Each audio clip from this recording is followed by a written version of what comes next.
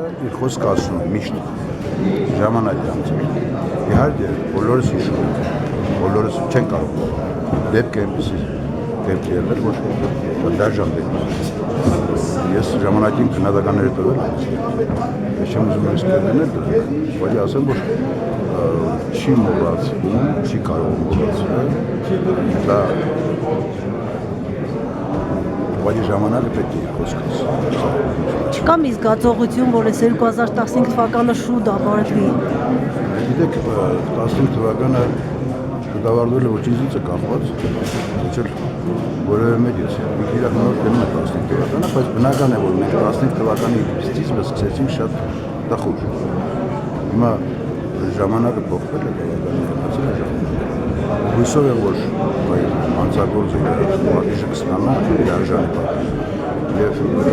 մենք այստեղ մեր անելիքը բնականաբար կլինի, որպեսզի մենք ընտանիքի հետ մշտական կապ վայելենք, սպորտային գործերի համստացանք։